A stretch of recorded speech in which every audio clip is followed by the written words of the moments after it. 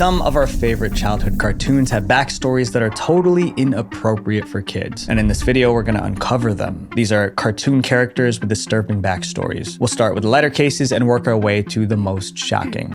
What's up YouTube, it's your girl Shitradot, and today I'm bringing you another video. Today we're going to react to innocent cartoons with disturbing origins. We all grew up watching cartoons, we all know about Peter Pan, the other stuff, and all the other stuff. So please stay in this video and let's get the job done. Without wasting much time, let's get right into it. So my goal this year, guys, is to increase our uploads without sacrificing quality, but I'm not gonna lie, it's harder than I imagined, but I'm not gonna give up. So something that would help a ton is if you guys could subscribe, and I promise to do my very I'm going to subscribe. I will subscribe right now. I'm going to subscribe. I will subscribe, and I will also leave a like. Because we all been watching these cartoons ever since we were like very young, and we know all these stories in our mind. So let's get dive into to make the best videos I can for you guys. I'm Visual Venture, and you are awesome. Peter Pan. The world calls Peter Pan a hero, but is he really? In the original story, we all knew he was probably a hero.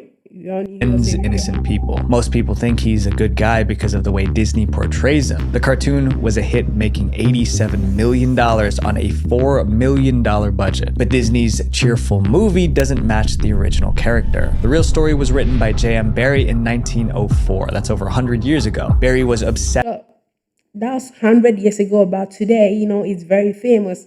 It's very, very famous. With the concept of eternal boyhood. So he wrote Peter Pan, the story of a boy who stayed young forever. But it wasn't a celebration of childhood. The story was about fear, about what happens when someone is so terrified of growing up that they will do anything to stop it. The story began with Peter flying through the streets of London. He was searching for kids to take to Neverland. You know, there is actually a point of this, you know, not wanting to grow up. You know, I'm almost 19 years old, and I did not plan to grow up. You know, I thought I was gonna be a kid forever. Even when I wanted to grow up, you know, I didn't want all these responsibilities that adults have. So, well, come on, Wendy, let's go. Where are we going? To Neverland. Neverland? Peter's taking us. Us? He promised them a world with no rules, no parents, no responsibilities. The children arrived in Neverland believing they found freedom. But Peter had a secret reason for bringing them. He was building an army. Peter Pan had enemies, the pirates. It's actually a perpetual war going on between pirates and these lost boys. He needed soldiers for this war. So Peter is luring these children to come fight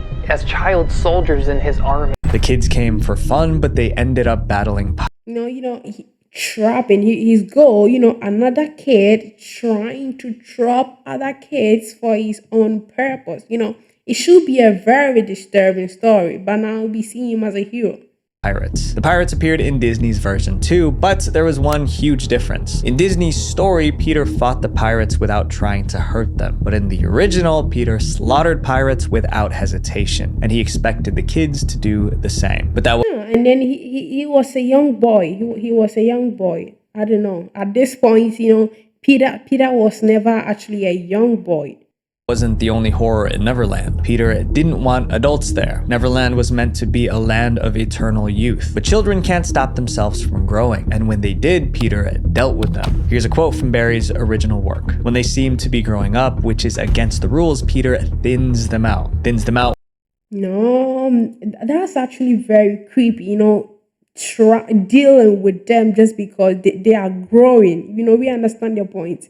You understand you didn't want it to grow up because you've seen the responsibilities and everything. And that is good to realize this as a kid, because when we were all young, we all wanted to be adults. And when we became adults and realized all the responsibilities that came with being an adult, now we all want to return when we were a kid.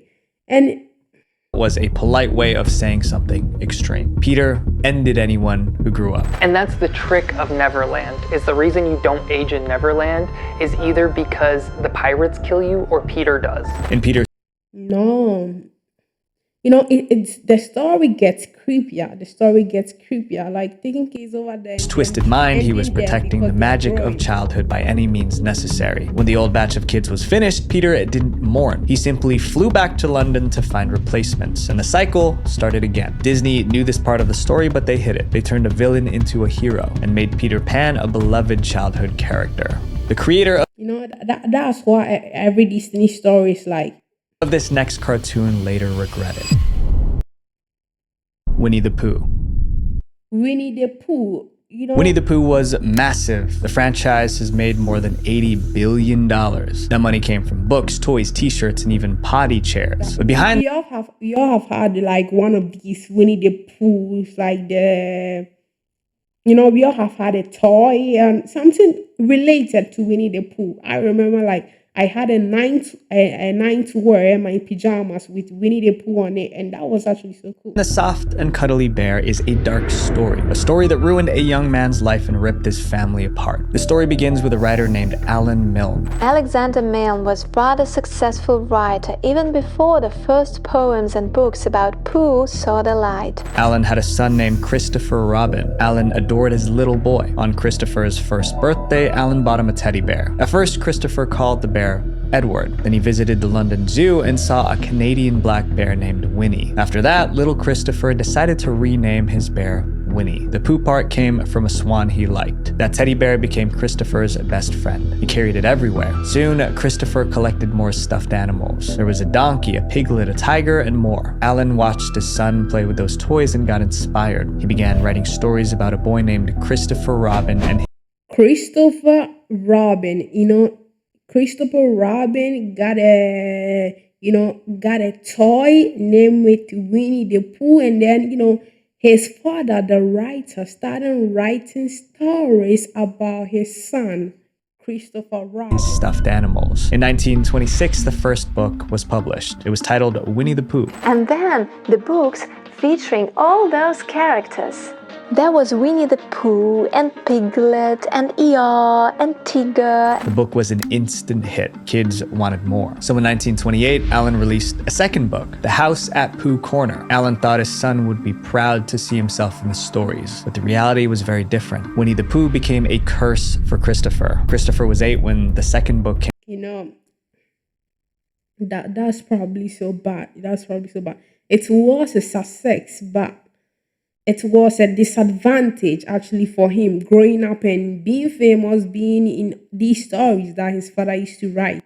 Out. The stories made him famous, but not in a good way. Kids at school mocked him. They sang poems from the books. They teased him for playing with stuffed animals. They called him a baby. Christopher was miserable. Soon he hated his own name. It was so easy to connect him to Christopher Robin from the books. By the time he turned 18, he blamed his dad for his horrible childhood.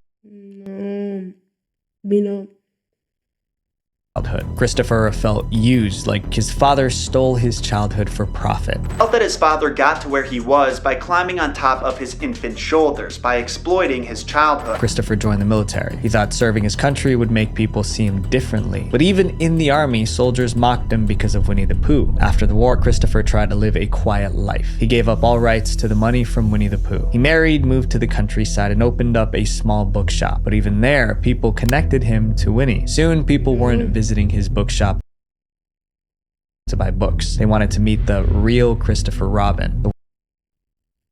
That's actually so sad. It gave him a terrible lifestyle that I wish actually for no one, but this is not actually what success should be.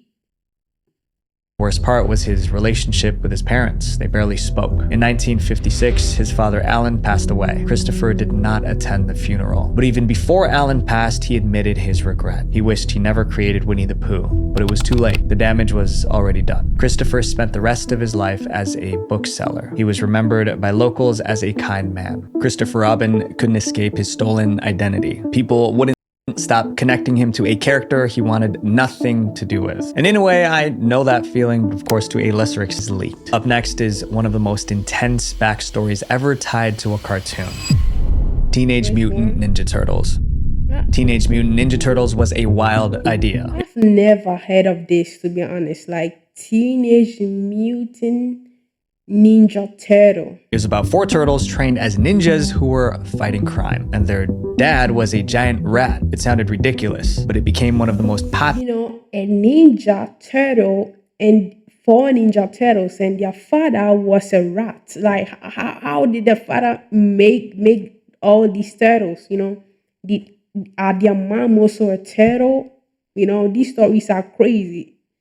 Animated series in television history. Even I used to watch it all the time. It was great. But the Turtles didn't start as goofy cartoon characters. Their original form was so violent and disturbing that no parent would have let their child watch. To see how far they've come, you have to go back to 1984, the year the Turtles were born. It started as a joke. In 1983, 2 artists were brainstorming. Then one sketched something ridiculous.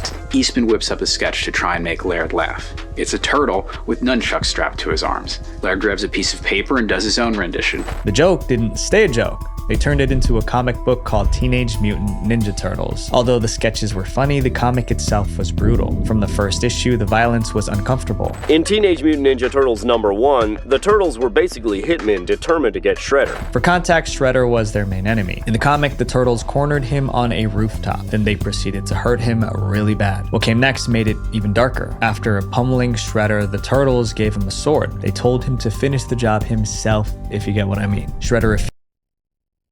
If I am myself, I will take all of you turtles with me.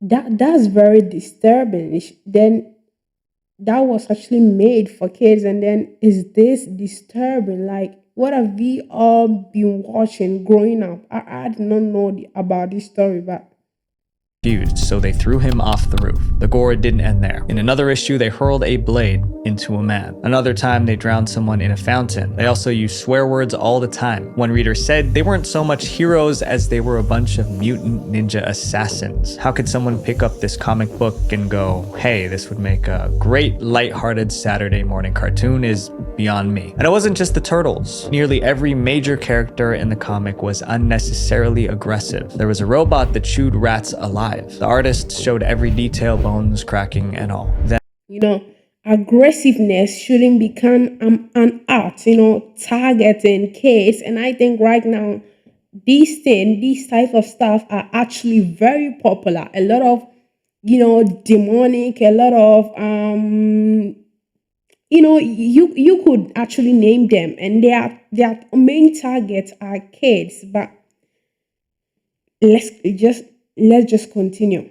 And there was Casey Jones, one of the Turtles' allies. He took down his enemies with a hockey stick. Every page leaned into violence. Nothing was hidden. So how did anyone think these turtles belonged in a kids' cartoon? In 1987, a company wanted to sell Ninja Turtle action figures, but there was a problem. The comics were way too graphic. To make the toys marketable, the turtles had to be cleaned up. So an animation studio stepped in. They made a cartoon that turned the assassins into kid-friendly heroes. Ninja Pizza? Well, what do you know? Rock, dudes! Do you realize what this is? The tone shifted from dark crime to playful action.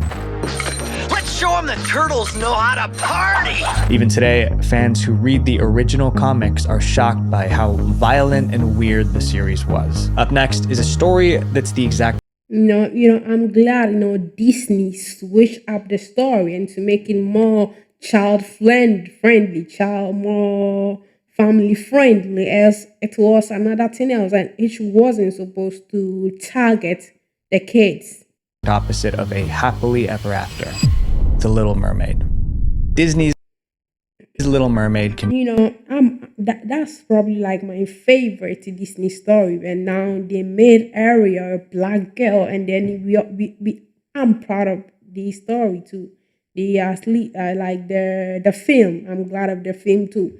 And like they made a female, I did not mean a female. They made a black girl, you know, the character, they made the black girl version. I'm also proud of it. You know, at least everyone can be a mermaid. Be summarized in one line. True love always wins. The main character, Ariel, got everything she wanted. She became human, married the prince, and enjoyed her life. But the original tale from 1836 was the opposite. The Little Mermaid was miserable throughout the story. And in the end, she passed away sad and alone. The original begins just like Disney's. A young mermaid saves a prince from drowning. She falls in love with him, and she wants to leave the sea to live on land with the prince. But the problem is obvious. As a mermaid, she doesn't have legs, which means she can't move on land. Her only option is to go to the sea witch for help. The witch makes her an offer. But her saying that she will give her a potion which needs to be drunk at the shore before sunrise.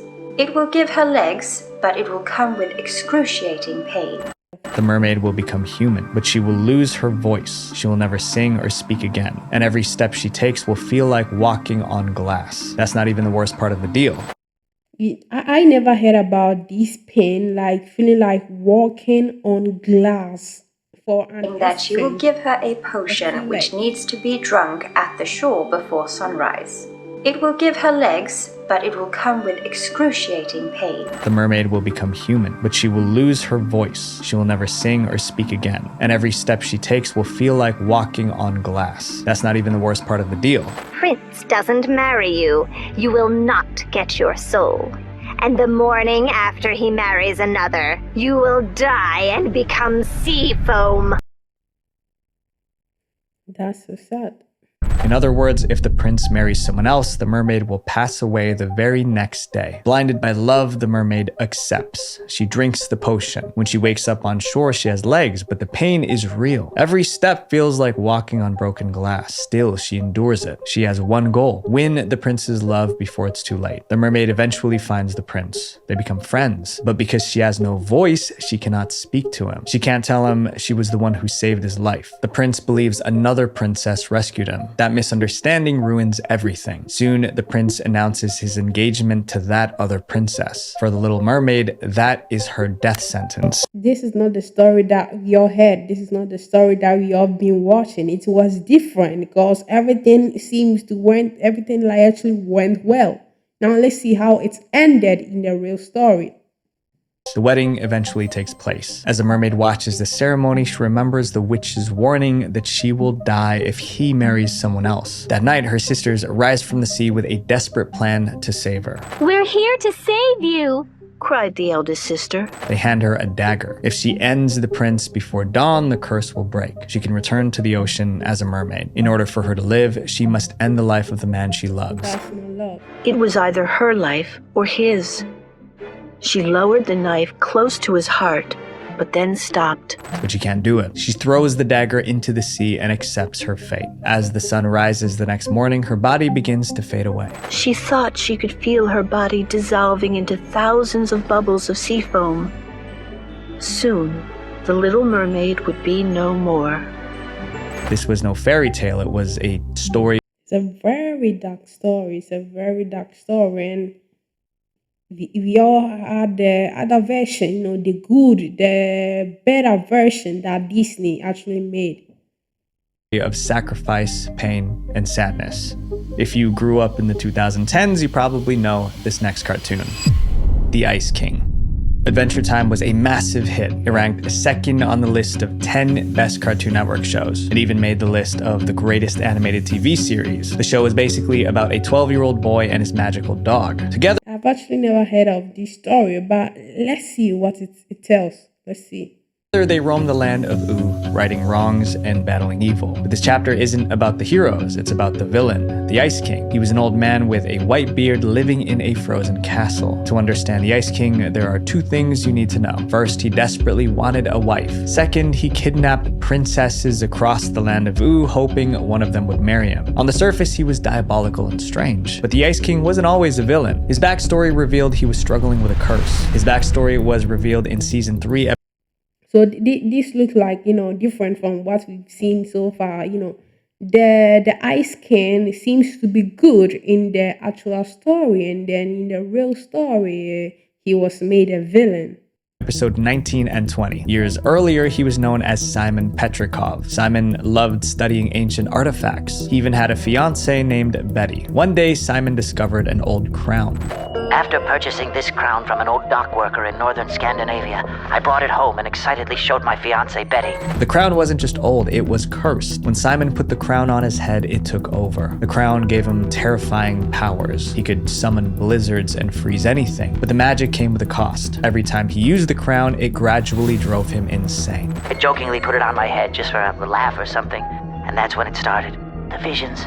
I fought with them, shouted at them until I realized it wasn't real, it was the crown! He started hearing voices, forgetting things, and losing his personality. I know my mind is changing, but I'm already too far gone to know what to do. Simon knew he was slipping from good to evil, and he couldn't stop it. If I do things that hurt anyone, please forgive me. Betty watched as Simon's mind fell apart. She couldn't take it. In the end, she left him. Without Betty, Simon had nothing left to fight for. The crown consumed him. That's when he fully transformed into the Ice King. This means the Ice King was never really a bad guy. He was a man suffering from the curse of the crown. Just watch over me until I can find my way out of this labyrinth in my brain and regain my sanity. If that wasn't tragic enough, his fiancée abandoned him because of his condition. That's incredibly dark for a kid's show. The Ice King might just be one of the saddest characters ever written into a children's cartoon. Up next is a character who made the impossible possible. Hercules. Here's something most people don't know. Since 1950, there have been more than 50 films It's and actually one of my favorite Disney stories.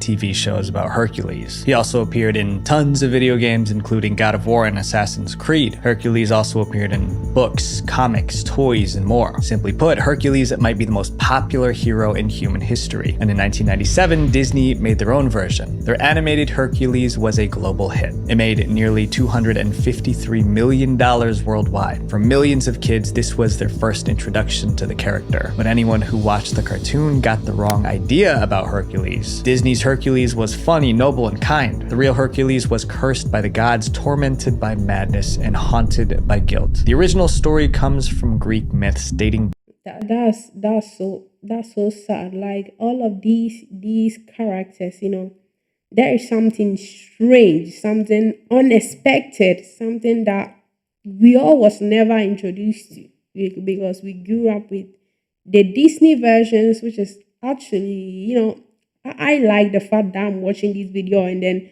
it's revealing everything and all the true stories, the dark ones, the good ones behind all of these. Back thousands of years. Hercules' problems began before he was even born. His father was Zeus, the king of the gods, but his mother was human. What started the whole mess was that Zeus was already married. His wife Hera was the queen of the gods. When she found out about the affair, she was furious. But Hera didn't blame her cheating husband. Instead, she focused her rage on the innocent child Hercules. To her, Hercules was a living reminder of Zeus's betrayal, so she vowed to destroy him. Her first attempt came when Hercules was still a baby. She sent 2 poisonous serpents to kill the babies.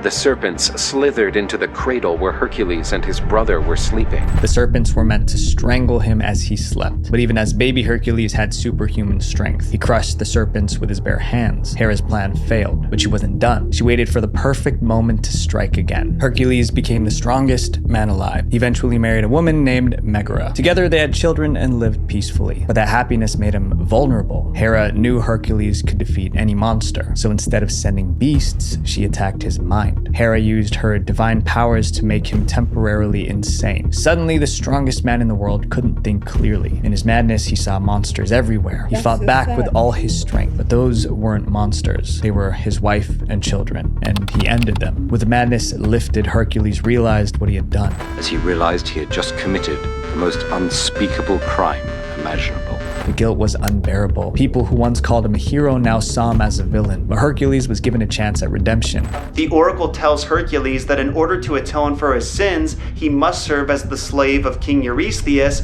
for 10 years. But Eurystheus was now working with Hera. Now that Hercules was broken, they wanted to finish him once and for all. So the king gave Hercules 12 impossible tasks. These would become known as the 12 labors of Hercules. Each labor was designed to destroy him. For his first task, Hercules had to defeat the Nemean lion. Its skin was so tough that no weapon could cut it. But Hercules found another way to win. But Hercules cornered. I wish you could see like my goosebumps right now watching these videos, trying to finish him. These stories are not as good. They are great stories. We grew up with these, but they are actually crazy. The lion in its dark cave stunned it with a club and strangled it with his bare hands.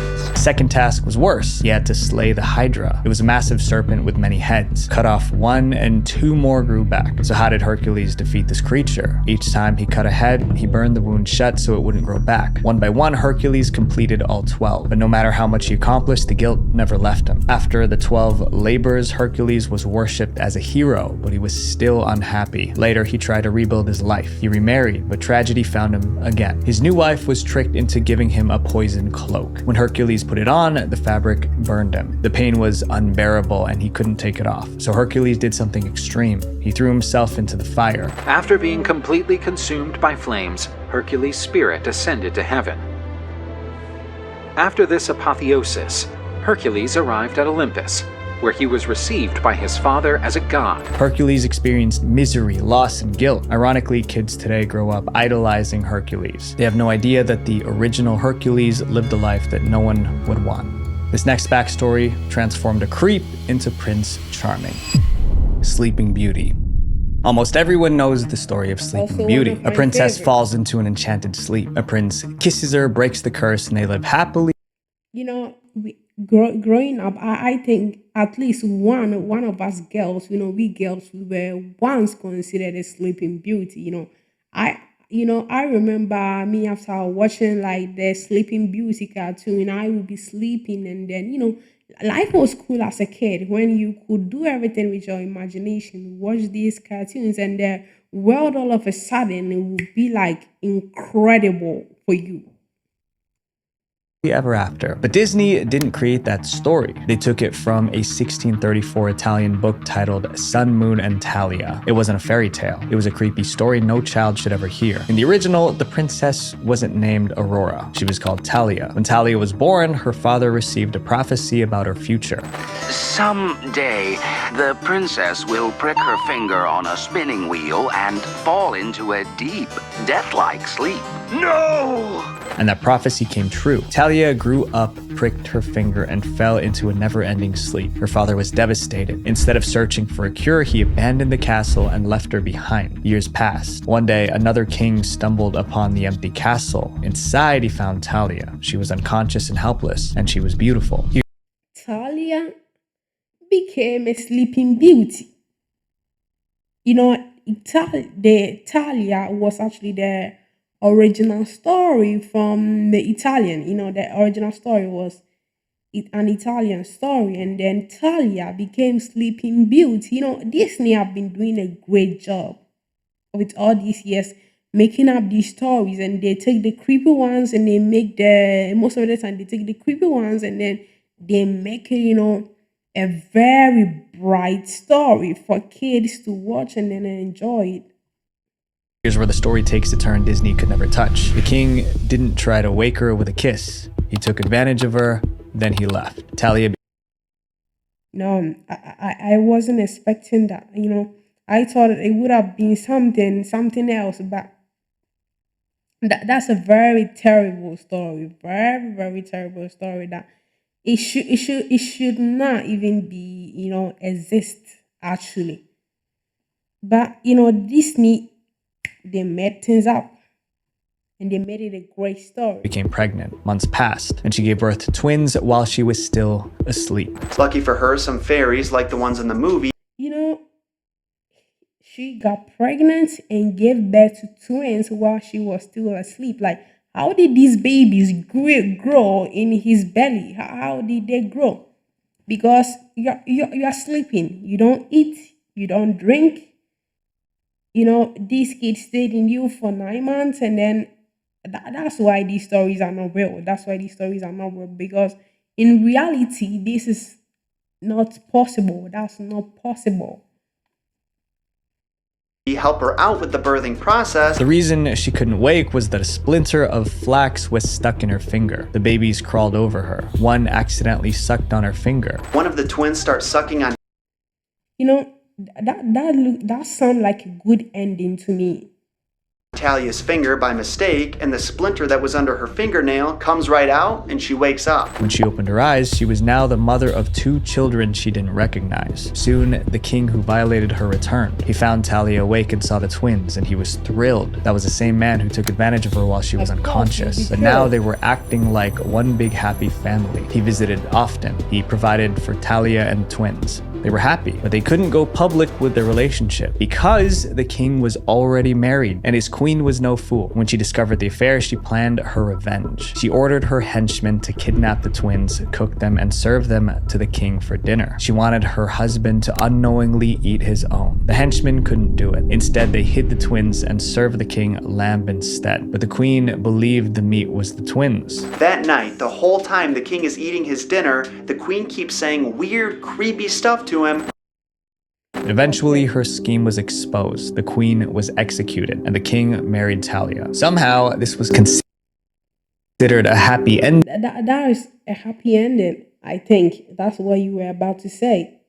I hope. In 1634, Disney completely overhauled the story, and that's how we got the version of Sleeping Beauty we know today. But ironically, the film didn't land the way Disney hoped. It was a box office bomb. The studio lost around $900,000, which is about $9.7 million today. The failure was so devastating that Disney didn't release another princess movie for many years.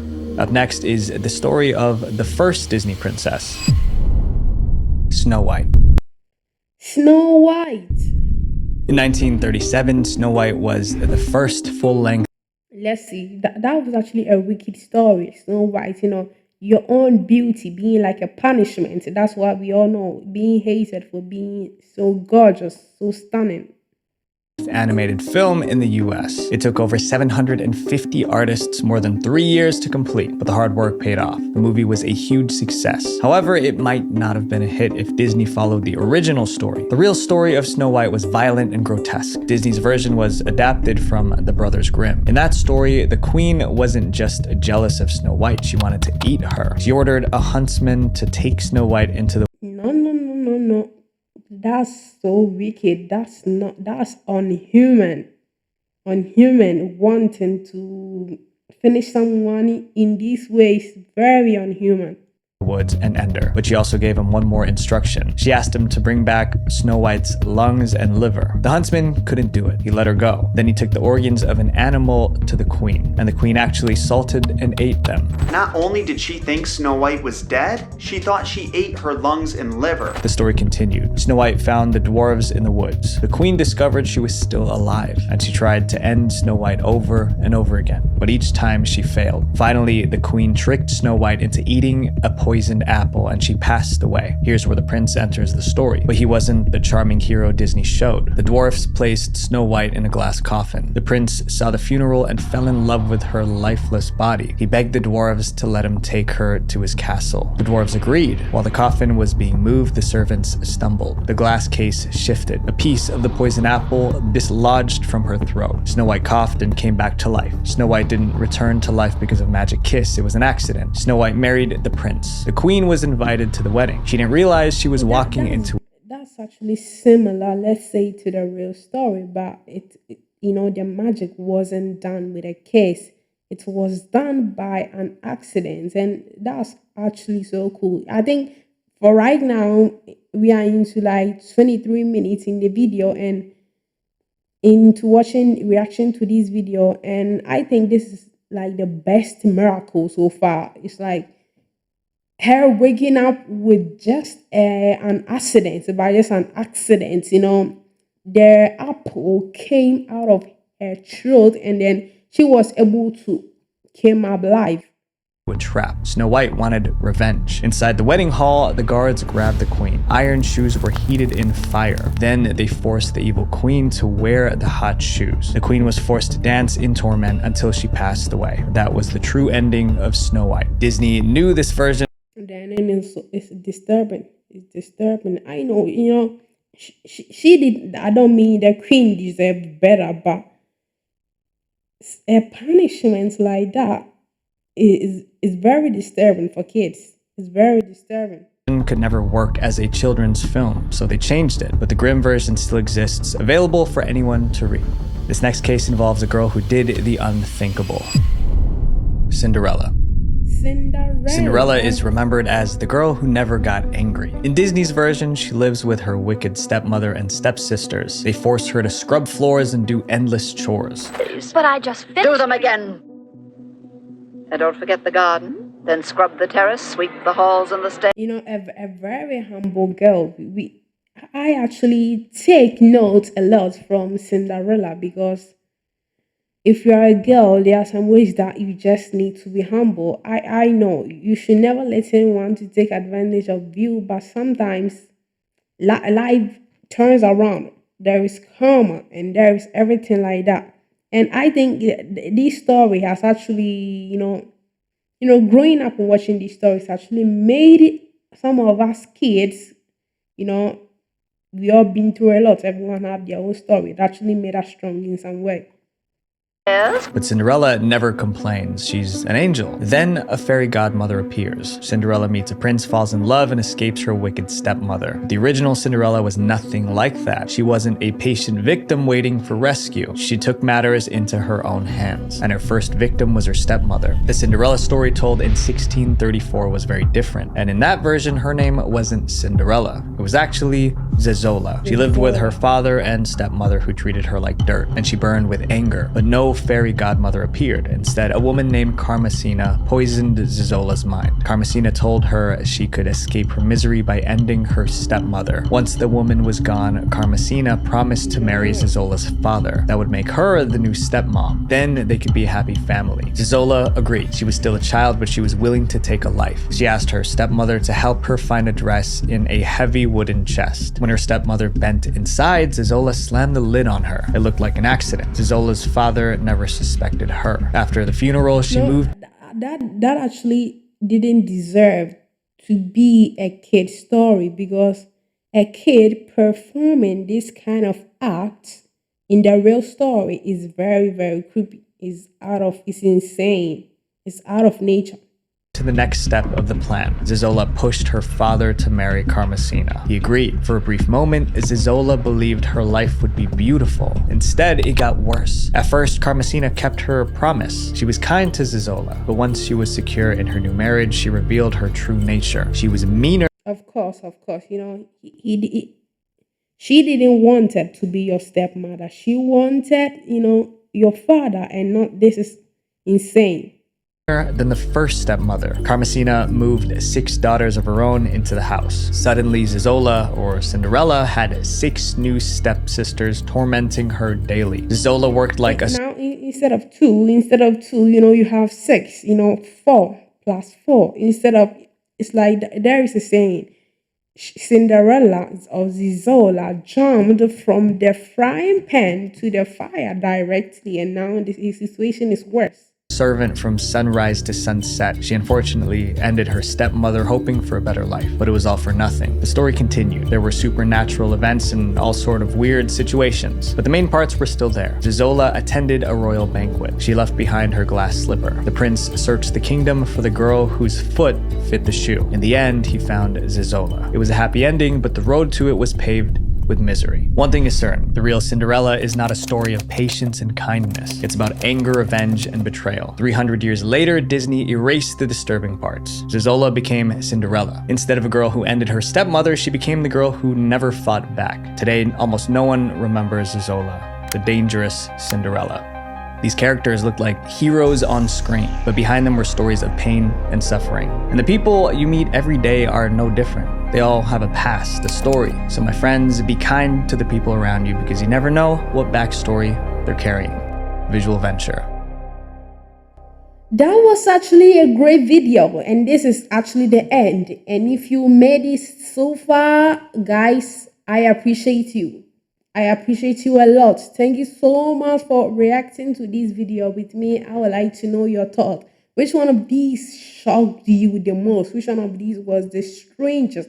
Which one of these was the creepiest? I personally enjoyed the video, and I hope you too enjoyed. So that's all for today. Hit that subscribe button and then like if you think this video deserves a like. But anyway, I think you deserve the best. And that's the reason why I think this video also deserves the best. So please put a like on it and See you in another video. Peace.